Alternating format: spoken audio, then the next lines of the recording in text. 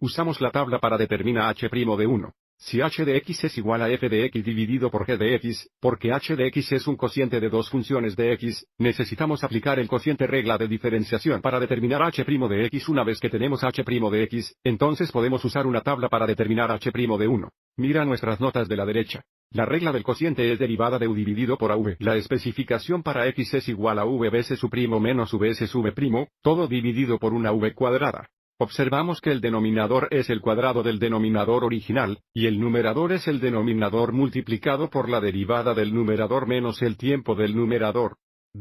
Derivada del denominador haciendo referencia a la fórmula. Observe que en nuestro caso, u es igual a f de x. Y u es igual a g de x. Esto indica que para h' de x, tenemos h' de x igual a partir de denominador. El denominador de la derivada es v al cuadrado. O el cuadrado del denominador original, que es el cuadrado de g de x. Y el numerador es v o el denominador de g de x multiplicado por u', que es la derivada de numerador, que es f' de x menos u, que es el numerador de f de x. Y luego multiplicado por v', que es la derivada del denominador, que es g' de x. Esto indica que h' de 1 es igual a g de 1 por f' de 1 menos f de 1 por g' de 1, todo dividido por el cuadrado de g de 1.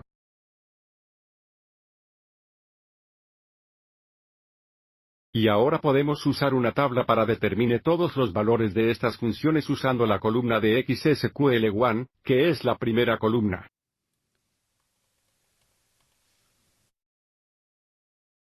Empezando por el denominador, observe que g de 1 es 4 y, por lo tanto, el denominador es 4 al cuadrado.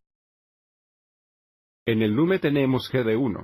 G de 1 es 4 veces f', de 1 f', de 1 es 4, y luego menos f de 1. F de 1 es 4 veces g, de 1 g' de 1 es 3. Simplificando, tenemos un resultado de 16 menos 12.